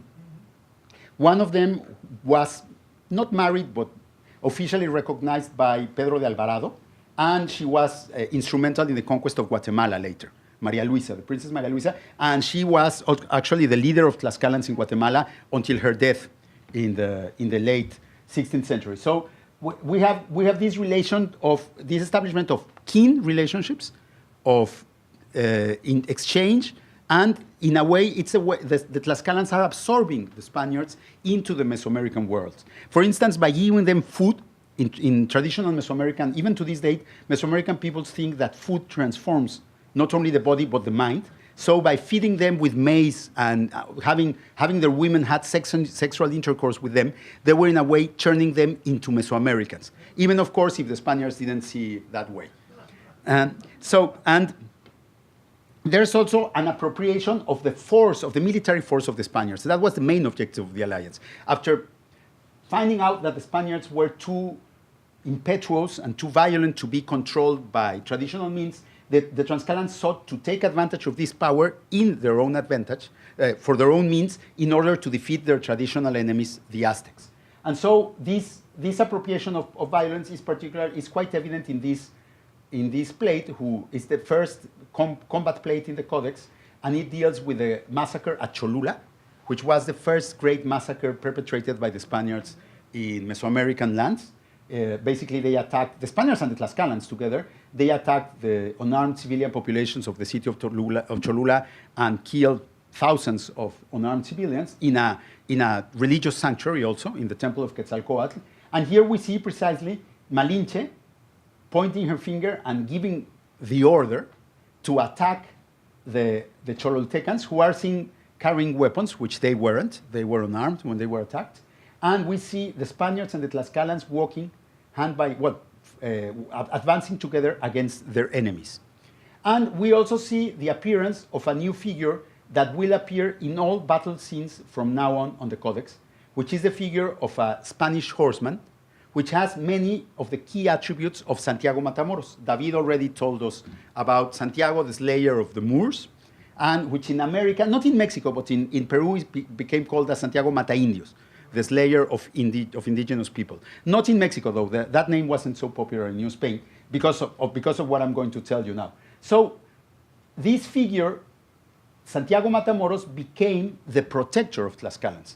The same Tlaxcalan histories tell us that after the massacre at Cholula, the Tlaxcalans realized that the Spanish god, and they called Santiago a god, was more powerful than Quetzalcoatl himself, who was the god of this temple at Cholula, and that therefore they decided to come under the protection of the more powerful gods, like everybody else would do, and they sided with Santiago against the other indigenous gods. So these Christianizations of the Tlaxcalans is also an appropriation of the sacred force of the Spanish deities in order to bolster the power of the Tlaxcalan polity, of the people of Tlaxcala.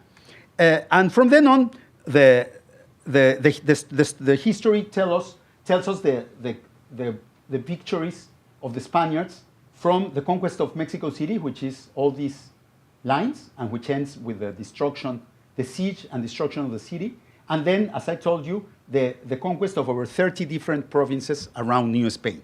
This is basically the argument of this story, of this history, is that Tlaxcalans and Spaniards together, after the alliance, conquered Mexico City and then conquered all of New Spain. And thus, Tlaxcala is one of the founders of New Spain and deserves to be recognized as an exceptional city, a direct vassal of the king, a city under direct the sovereignty of the king and not subjected to the viceroy of New Spain, and to receive the title of Muy Noble y Muy Leal Ciudad, very noble and very loyal city of Tlaxcala, which would give the city an autonomous city government recognized by all Spanish authorities. This was granted by the king because, in effect, the crown always recognized the importance of Tlaxcala for the alliance, and became the basis of the continuance of the Republic of Tlaxcala, as it was known at the time, because it had a collective government. It was not a monarchy, but a collective government. The Republic of Tlaxcala basically lasted the whole colonial period, and to this date, the state of Tlaxcala is the only contemporary federal entity in Mexico that has an indigenous origin. So in a way, we could say that not directly, but indirectly, it has survived to this date. So its arguments were highly successful, as we can see. And here we see the thing I was telling you, and that this is key for the whole idea of the conquest that still exists in popular culture in Mexico today, which is, for instance, in this case, we see, as I was telling you, the identification between Doña Marina, Malinche, the indigenous interpreter, and then the Virgin Mary, and then we see the city of Tlaxcala, which is symbolized here as a mountain in the old Mesoamerican tradition, as an altepetl, and it's presided by the figure of the Virgin. And in this allegory, which was painted in another Tlaxcalan history of the time, we see Moctezuma, the Aztec emperor, defeated, Cortés on his horse, in a way also a representation of Santiago Matamoros, and we see La Nueva España, the New Spain, represented as a female indigenous, as a female woman, as indigenous woman, and she is also Malinche and Tlaxcala. So there's this feminization of indigenous relations with the Spaniards, but not in the negative way we have seen them in Mexican nationalism, but with a completely different meaning and a completely different implication. And of course, the cult of the Virgin Mary became fundamental for the success of Christianity in Mexico. Actually, this is something I wouldn't claim to be able to prove, but at least I would argue that the whole idea of the dark-skinned virgin that appeared in Guadalupe in Tepeyac in 1532 is actually a manifestation of this conflation produced by Tlaxcalans. To this date, Malinche is the name of the main mountain presiding the territory of Tlaxcala, one of the five largest mountains in Mexico, and is also a very large figure in the popular imagination.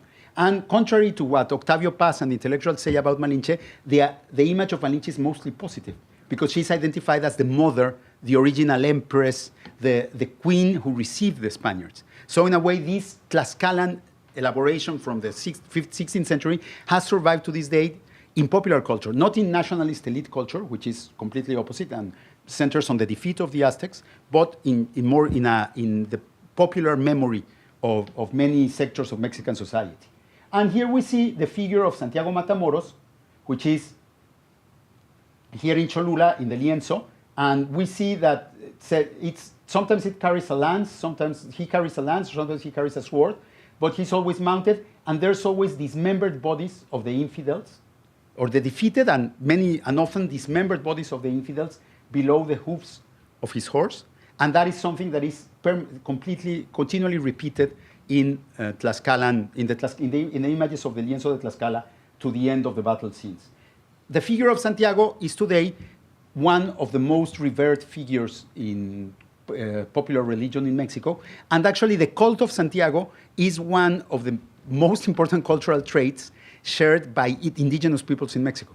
Actually, you can identify an indigenous community if there's cult of Santiago, from the north to Guatemala and all that. And in most cases, the indigenous peoples who worship Santiago identify themselves as Christians and as conquerors, not as the conquered ones. So in a way, I think that there's already in Mexican society this different view of the conquest, and which in this anniversary, in this centennial, it would be highly propitious to sort of give a new impulse to this popular conception of the conquest, which is rooted in Tlaxcalan ideology, actually, which was invented by the Tlaxcalans, and to help us at least overcome the myth of the conquest and the idea of the trauma of the conquest, which has been so damaging for Mexico. Thank you very much.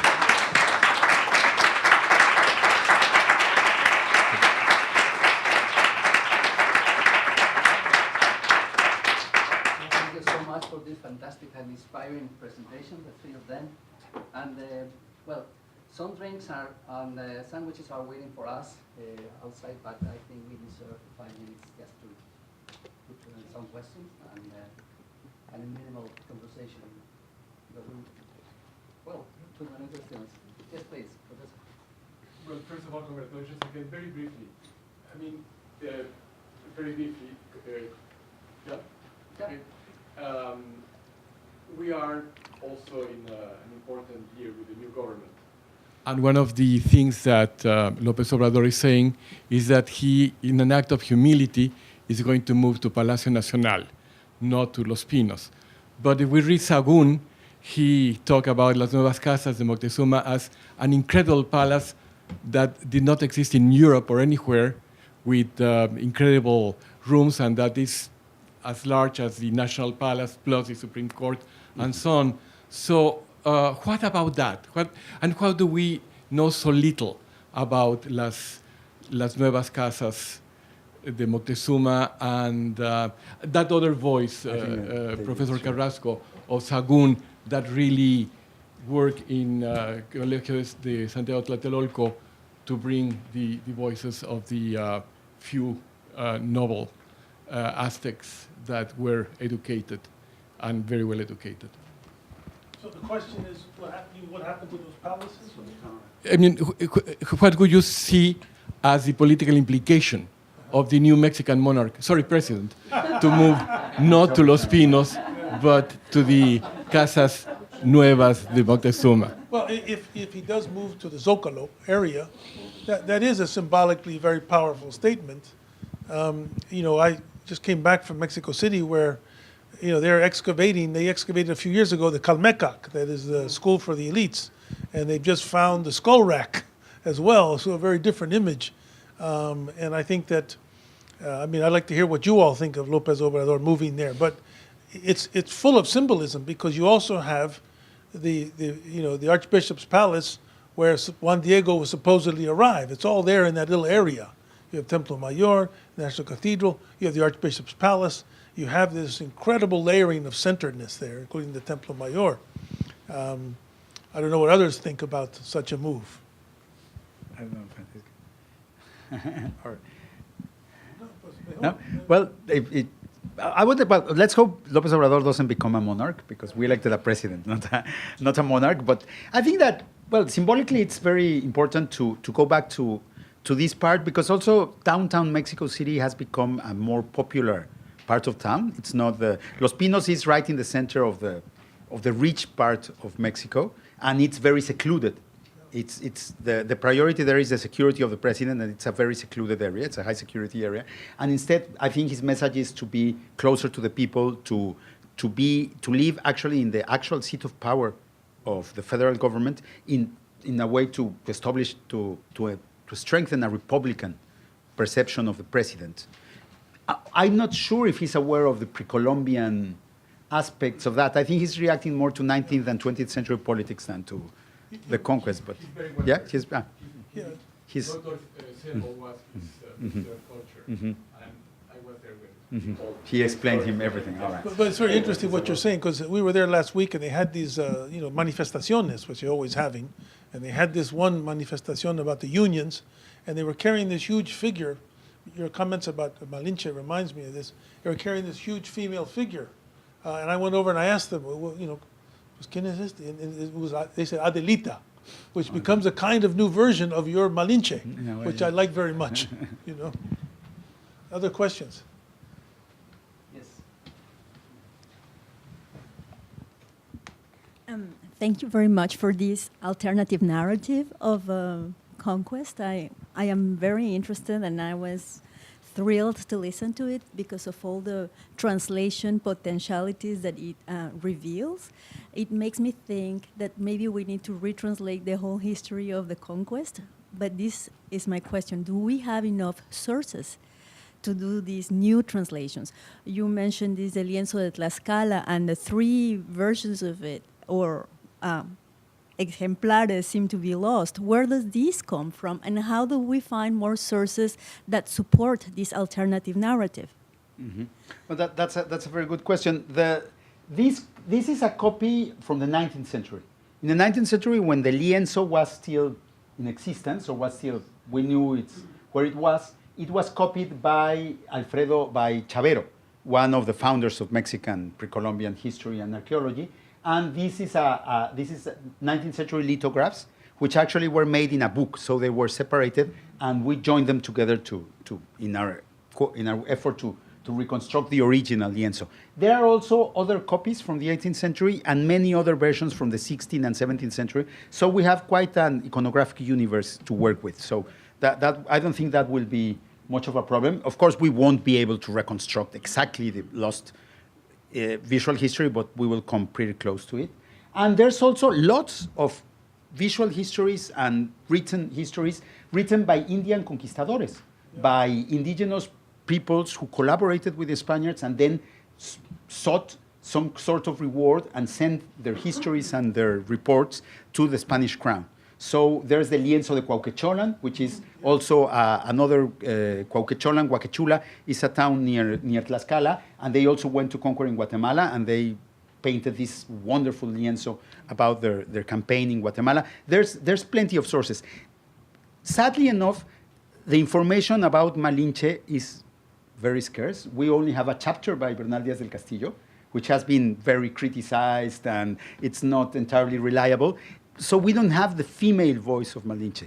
But I think that precisely one of the tasks today is to seek to reconstruct this female perspective of the conquest, not from the male point of view, but trying to understand the female agency carried out by Malinche and what she wanted or what she became. So I think that's one of our main challenges, and this involves questioning the gender ideologies behind nationalist interpretations, of course. Yes, I'd say there are 3 more centuries of negotiated loyalty after the lienzo de Tlaxcala, which of course is not research at all.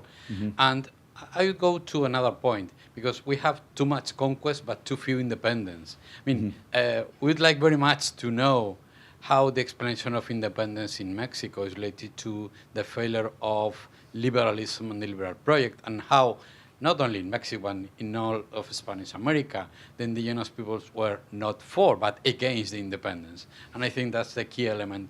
We'd like very much to know more.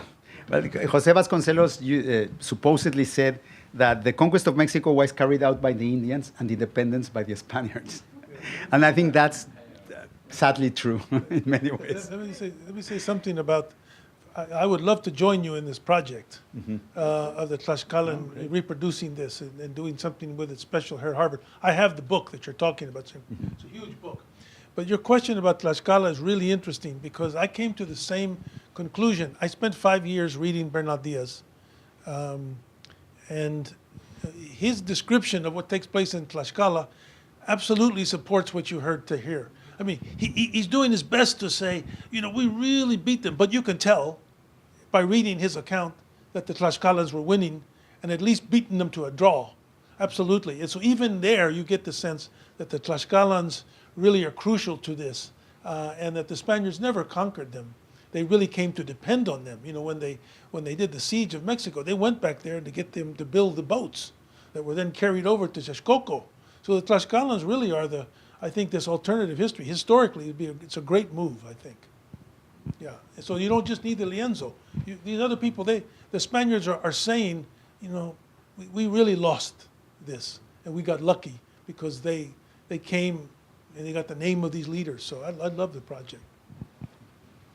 Dr. Arrete, I was fascinated by your alternative narrative of the conquest.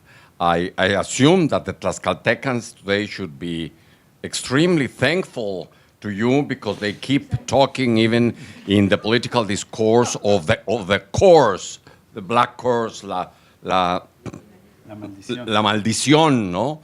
I quite remember attending some political event where they still use the curse, because they were the traitors, no? They helped the conquistadores defeat the Aztecs, and therefore they have this historic curse, which I agree with you, it even comes today to the football games.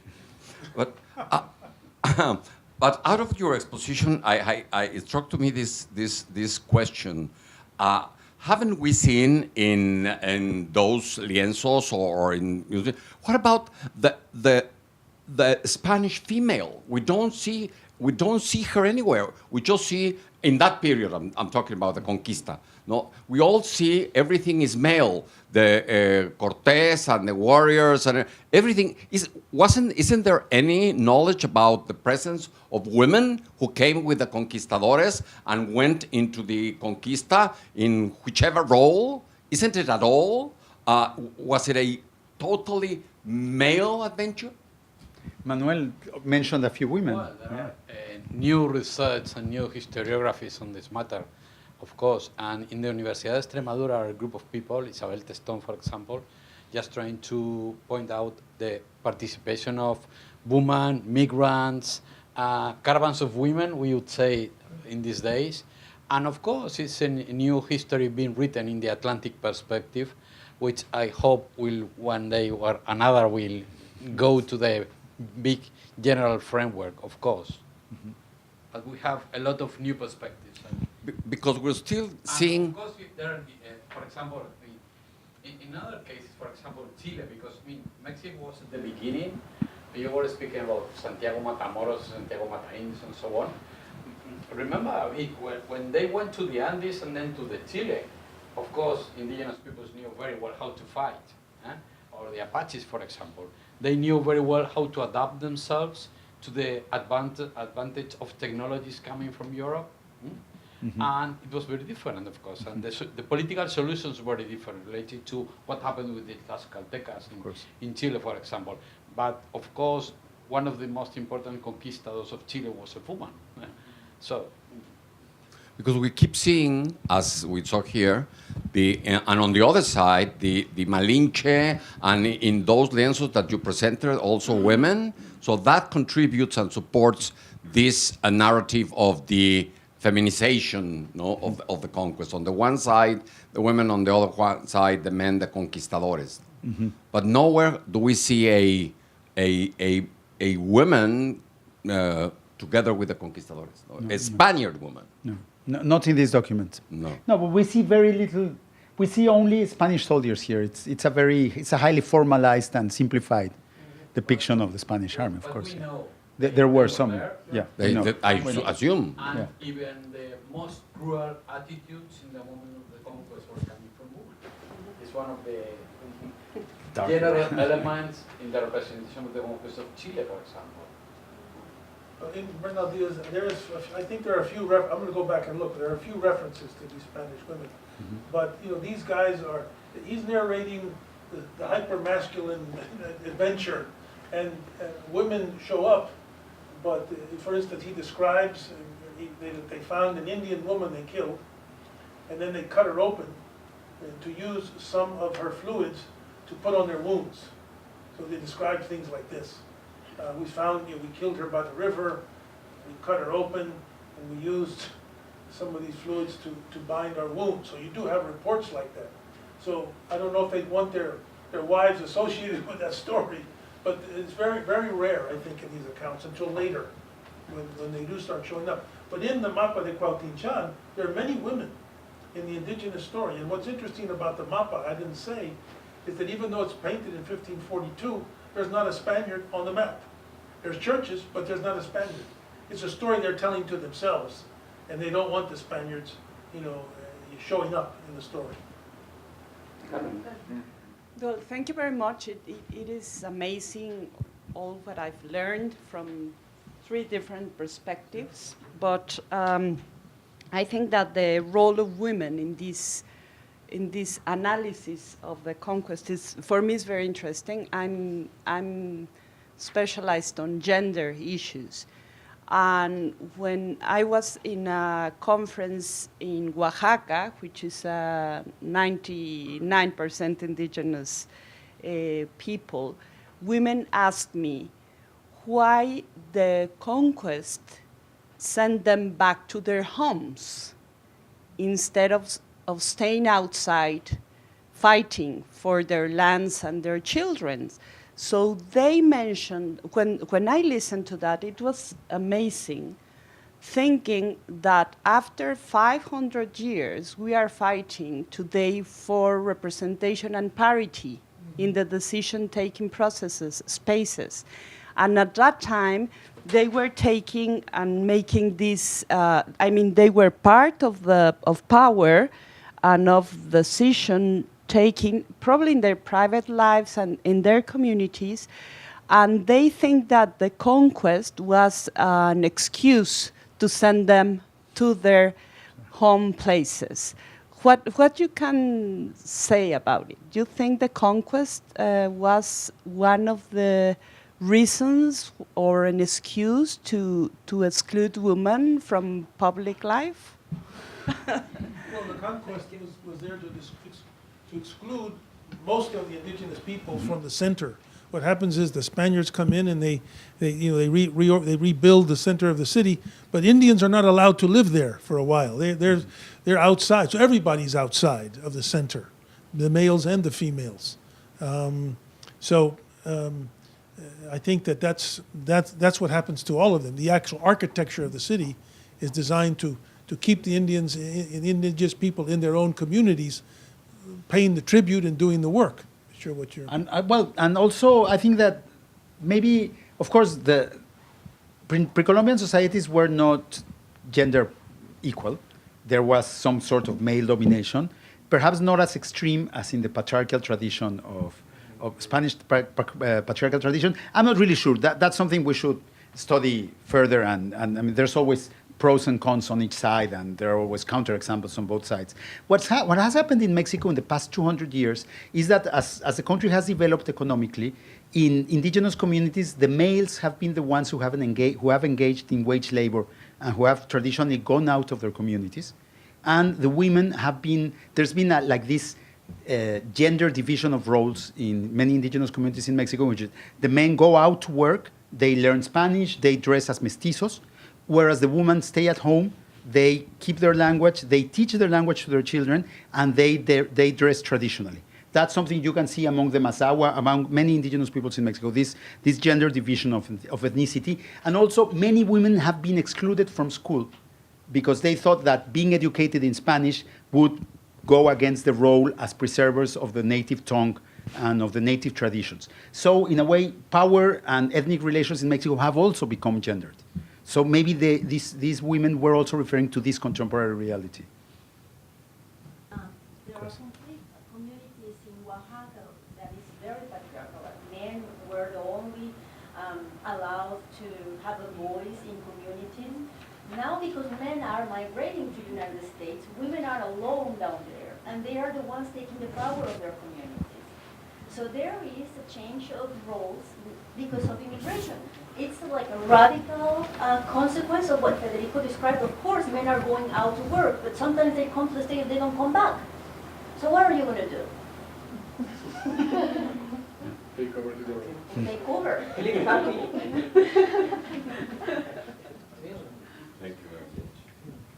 I have another question for you. You said something in passing. Last question. Oh, okay. No, maybe somebody else has it. Okay, you said something in passing about miscegenation in Mexico. You were saying, you seem to be saying, well, this mestizaje is kind of overplayed. Say more about what you mean in terms of, the recent studies of the racial mixtures. Mm-hmm. Well, actually, once again, the whole idea, the whole legend of mestizaje in Mexico, of racial miscegenation, is based on a patriarchal idea. The whole idea that the Spaniards didn't bring so many women along, which actually they brought more than it's usually said. And since they were males alone in Mexico and in the Americas in general, they took advantage, or they had sexual intercourse with many indigenous women. And that's supposed to be like the origin of mestizaje. But actually, when you look at the amount of Spanish males that actually came to New Spain in the 16th century, they weren't enough to really have an impact on the whole. We're talking about 50,000 males against a population of 10 million people, 5 million women. You have to really believe that they had these incredible masculine powers to be able to inseminate and miscegenate a population. And when you look at I've read, there's a recent treatise by a physical anthropologist arguing for miscegenation, and that's basically his argument.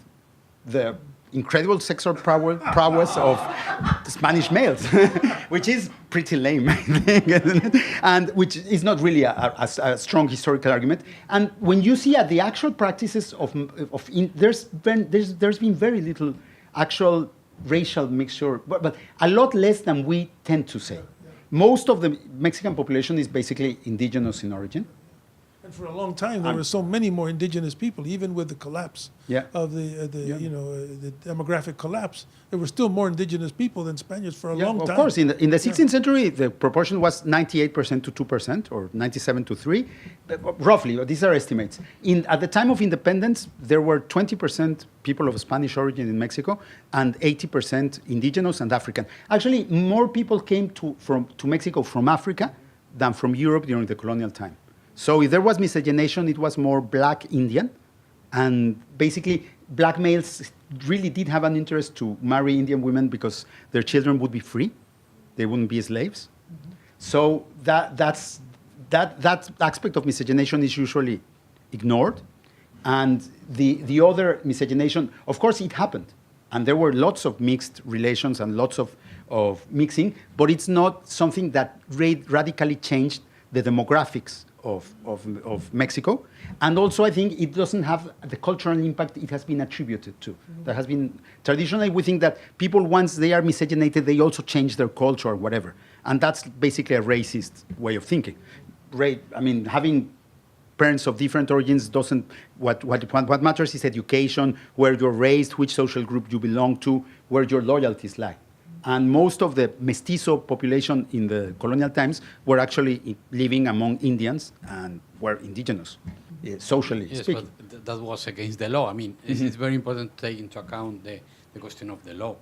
And at the beginning, the loyalty of the indigenous peoples was with the king or with the emperor. It was well divided between the Republic of Spanish and Republic of Indians.